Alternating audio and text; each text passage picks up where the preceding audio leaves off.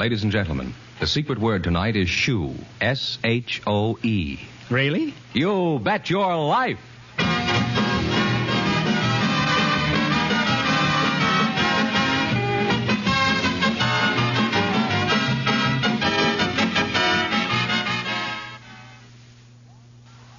The one, the only...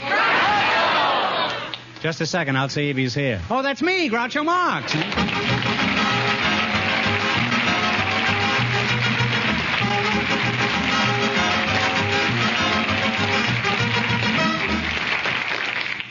Thank you. Well, here I am again with $3,000 for one of our couples tonight. George Fenneman, who's first to try and take it away from me?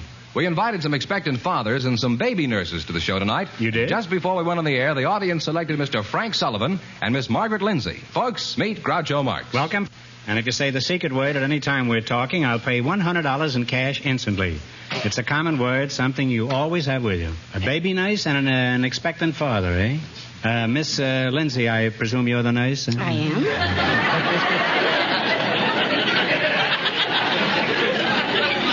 Where are you from, Margaret?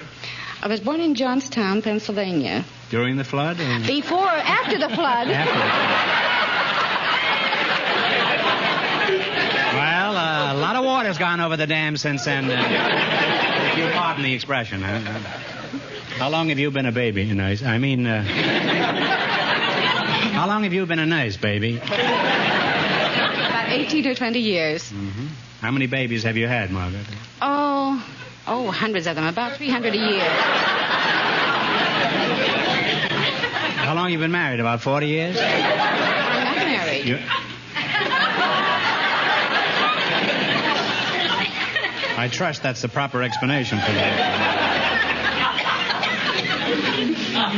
You've taken care of 300-400 babies? Huh? Yes. Mr. Frank Sullivan, huh? Yes. You're an expectant father, huh? That's right. What are you expecting? A baby. I didn't think you were expecting a kangaroo, Frank. I mean, are you expecting a boy or a girl? A boy. A boy? How do you know it'll be a boy? Friends in Washington? Sooner or later, it'll be a boy. When is this boy going to arrive, Frank? Any minute. Well, what are you doing here? Why aren't you over at the hospital making life miserable for everybody down there? The doctor told me to get out of there and stop cluttering the place up. So I asked him if I could come over here and make some money to pay for the baby. Fine baby. He's not even born yet. Already he's putting the bee on the old man for money. Now, Miss Lindsay, as a baby nurse, just what do you do?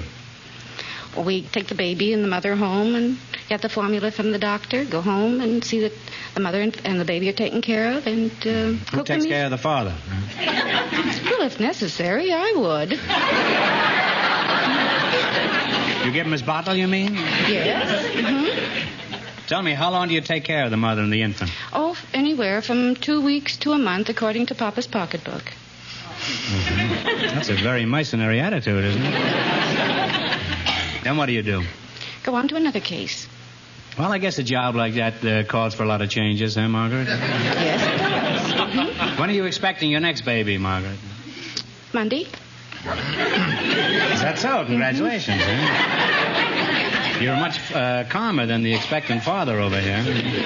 What kind of work do you do, Mr. Sullivan? I drive a cab and I sell physiotherapy equipment. In the cab? It all depends. If the doctor gets in the cab and I get a chance to sell it to him, I will. But I drive the cab first, and then I sell physiotherapy equipment in the afternoon. Have you had any news yet about the kid? No. Well, stick around. Gabriel Heat will be on soon. How long have you been married, Frank? A little over a year. How'd you meet your wife? I met her at Big Bear when I was on leave from the Air Forces. I went to a dance up there. Oh, were you a pilot? Yes. She had a ribbon on. She was a beautiful girl. Just a ribbon? No shoes or anything? She had shoes and everything on.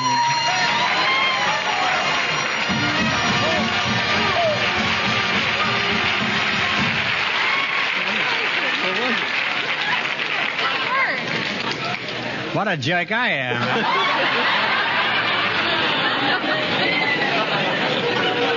I to throw you in the shoes there. Oh, no, that's me this time. I don't get a nickel, huh? Well, you just made yourself $100, Pop. Congratulations. Now, where were we when you threw that shoe at me? So, what happened? Well, I asked her to dance, and we danced, and then I called her up when I got home. Isn't it difficult in her bare feet? How did you meet your husband, Margaret? I haven't any husband.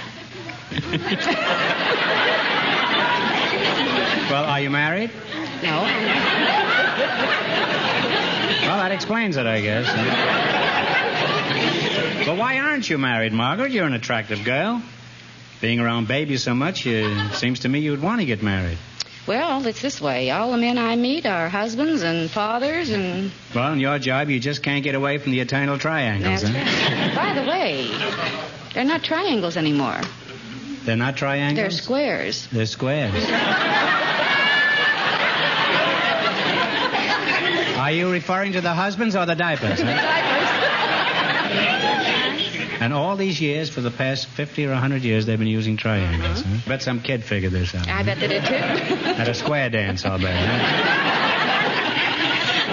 Now, Francis, let's see how much you know about babies. For example, should you pick him up when he cries? If you pick him up, he'll shut up. Who wouldn't, huh? That'd spoil him, I suppose, huh, if you picked him up? Huh? Well, they say so, but I've been reading books, and it says it doesn't spoil them. Clara Barton, how do you feel about picking up crying babies? Well, I think it should be done because you never can tell what's the matter if they have a pin sticking them or gas on the stomach or, etc. Well, the etc. is probably the reason he's crying in the first place.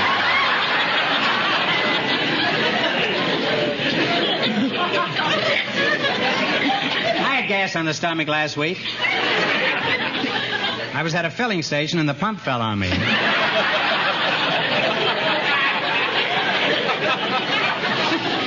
Miss Lindsay, are you married yet? Well, time's a wasting, you know. You're liable to wind up an old maid. Bring her in and we'll wind her up together, huh?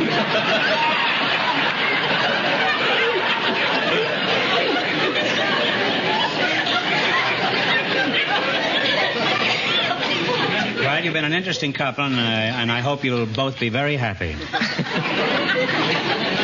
Now, in just 1 minute, you'll get a chance to earn $3,000. Right now, listen to this. All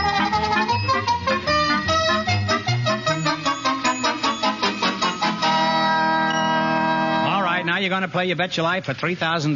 Fenneman, bring our expectant father and the baby nurse up to date on the rules. Each of our three couples has $20. They bet as much of that 20 as they want on each of 4 questions. The couple that earns the most money gets a chance at the $3,000 question at the end of the program. Our other 2 couples are in a waiting room off stage, so they don't know what's happening out here. What question category did you select? Songs about New York. Is that right? Mm-hmm. How much are you going to bet of the $20? $10. Jerry Fielding will supply the music. You identify the song. Okay, Jerry.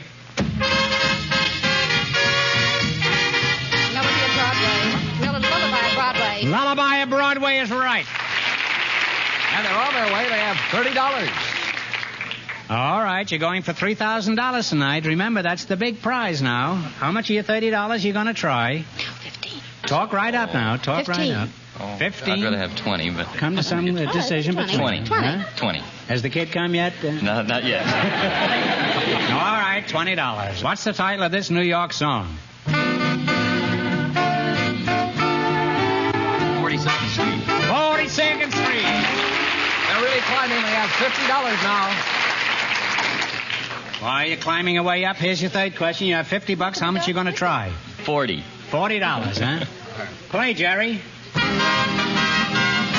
Give my regards to Broadway. Broadway. Now they're up to $90, Groucho. All right, you've crept up to $90. Now, how much are you going to try this time? We've decided 80. Are you married yet, Margaret? No. All right. You're going to bet $80. What's the name of this New York song? The Bowery. The Bowery is correct. And they wound up with $170 plus $100 for the secret word.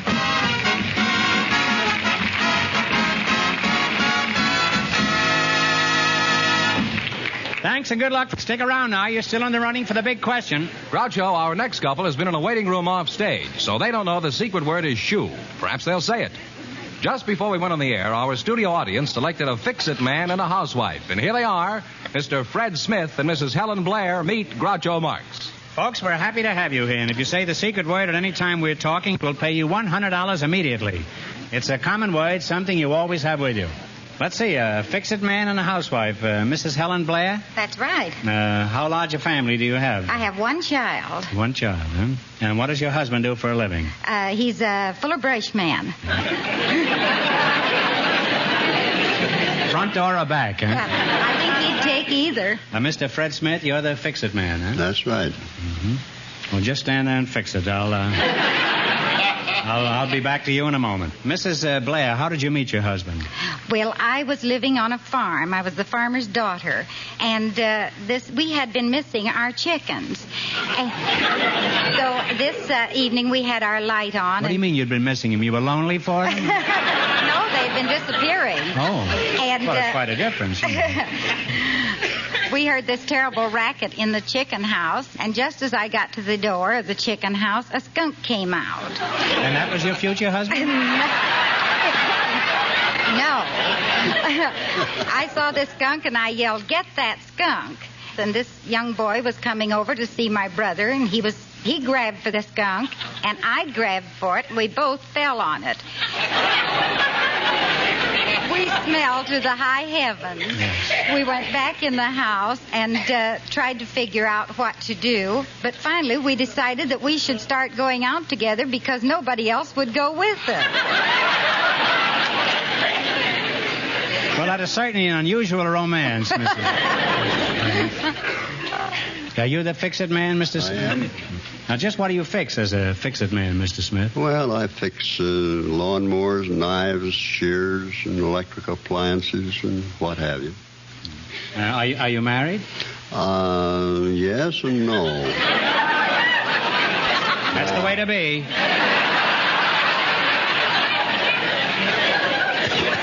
What do you mean, yes or no? What kind of an answer is that from me? However, I'm going to marry the same woman that I was married to.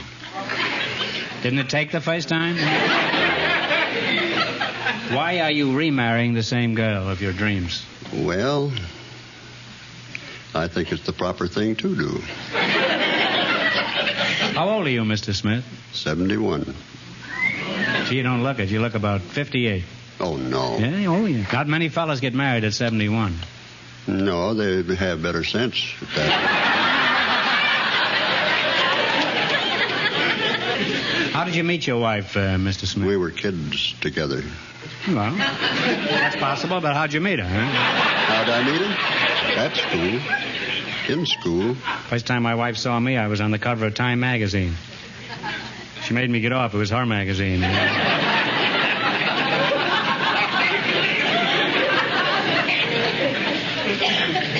How'd you get to be a fix-it man? Did you start out as a fix-it boy? No, I used to monkey around when I was a kid.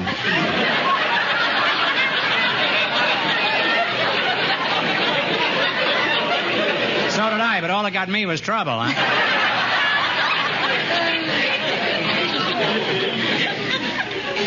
Now, fix-it man, in your job, I presume you run into all sorts of emergencies. What was your biggest mistake? When I moved to Missouri to live.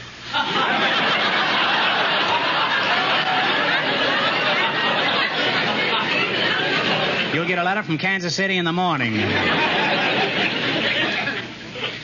Now, Mrs. Blair, when something starts falling apart at the seams around your house, how do you get it repaired? Well, my husband... Your husband is falling apart at the seams? No, he even fixed my... Tonight he had to fix my shoe before I...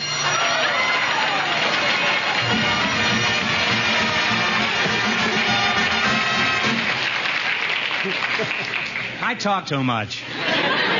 You said shoe, and since that's the secret word tonight, you are now $100 richer. Oh. And here you are. Congratulations.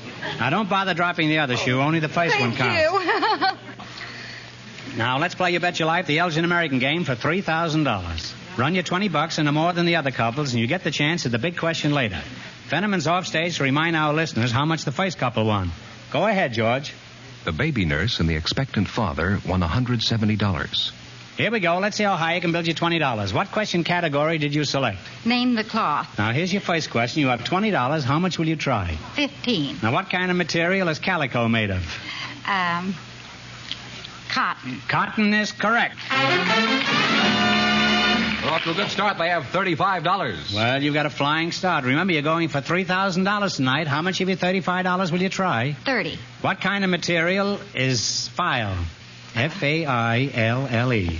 It's a silk, and I believe it's made of silk. Silk is right. You said it, and you win the money.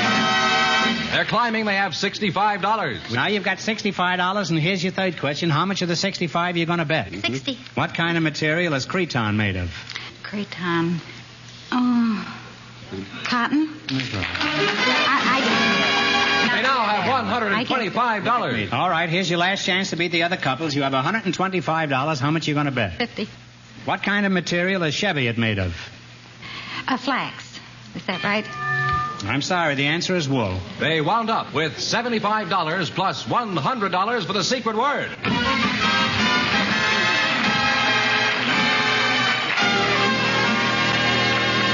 Now, in just 1 minute, our last couple will play You Bet Your Life, and then we'll know who gets the $3,000 question. Right now, I want you to pay attention to this.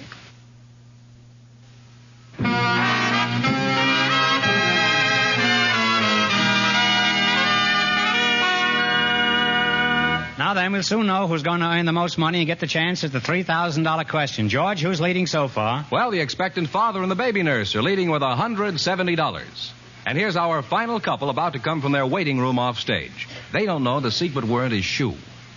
We invited some switchboard operators and some hotel detectives to the show tonight.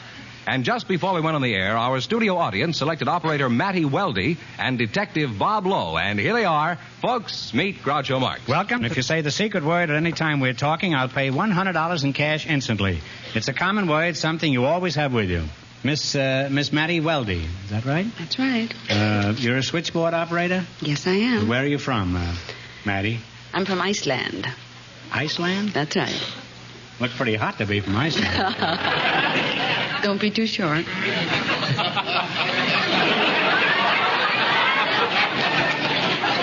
One can never be too sure, Miss Weldy. Nobody ever seems to be born in Los Angeles. I guess on account of the smog, the stork can't find the chimney. Why do you do your telephone operating?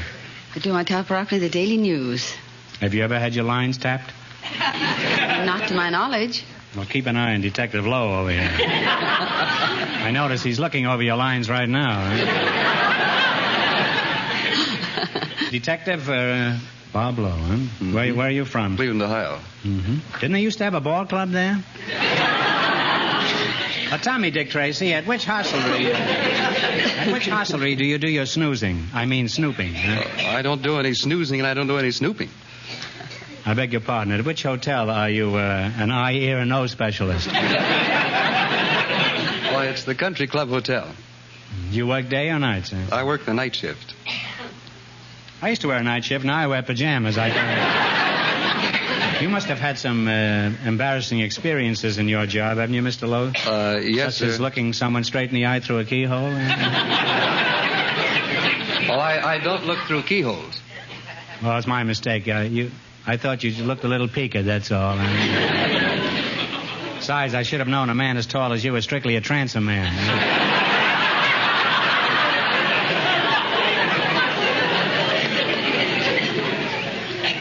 Now tell me, Gimlet Eye, do the guests at your hotel ever steal things like towels, linen, rugs, and mattresses? Oh, occasionally they take a towel or two, yeah. Mm-hmm. What do your towels at home say? They say his and hers. His and hers, huh? I can just picture you at home, huh? Your wife throws the his and her towels in the Bendix washer, and there you are peeking through the little window, watching his chasing hers through the hot soap suds.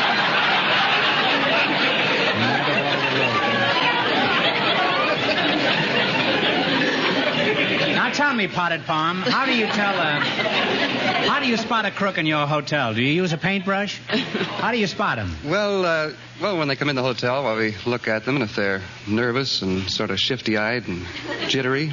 That's me, Groucho Marx. Well, how else can you spot a crook? Say, for example, I was walking through your lobby and you think there's a chance my suitcase might be filled with silverware. Now, how would you handle it? Go ahead. Well, I'd walk up to you and ask you, can I help you, sir? I'd say, yeah, hold this stuff while I go back and get the twin beds.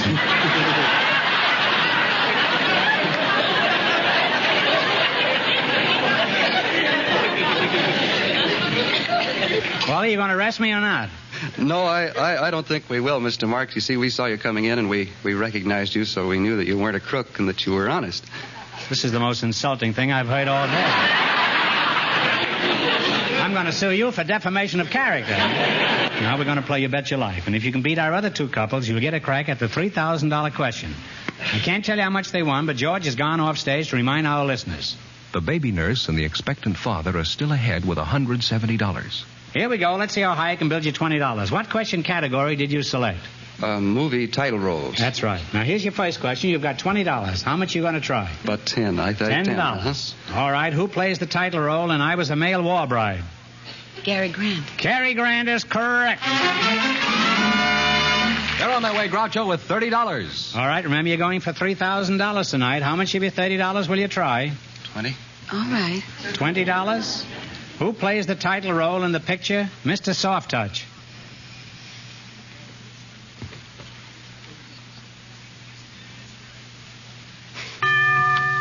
The bell is tolled. Well, anyhow, it was Glenn Ford. Now they have $10. You have $10 left. How much are you going to bet now?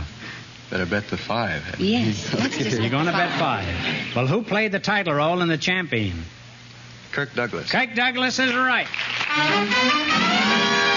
They're on their way again. They have $15. All right, now you have $15. Here's your last chance to beat the other couples. How much will you bet? How much of the 15? All. All? Okay. Who plays the title role in The Fighting Kentuckian?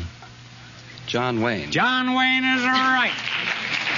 And they wind up with a grand total of $30. And that means the expectant father and the baby nurse with $170 get the chance at the $3,000 question.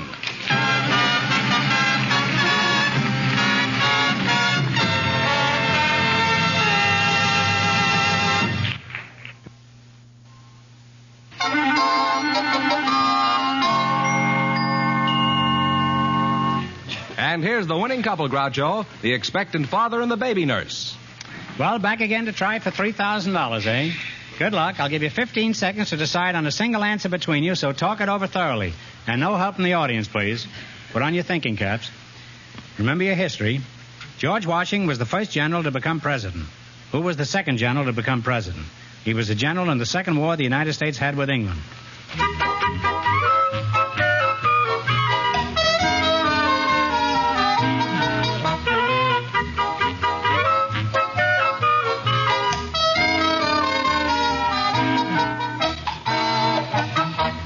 What is the answer you two have decided upon? Jackson. Andrew Jackson is right. Come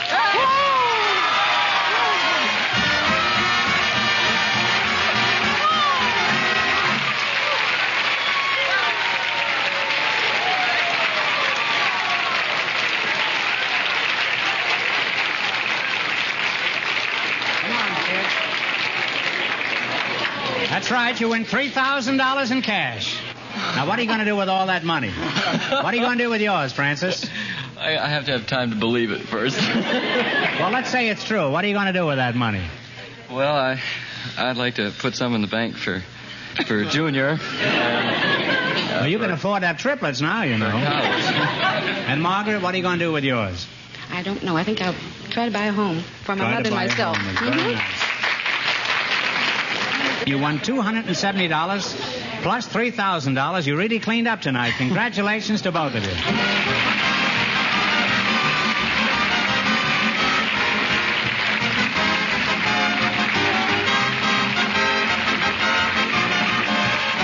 You Bet Your Life is a John Goodell production, transcribed from Hollywood, directed by Bob Dwan and Bernie Smith.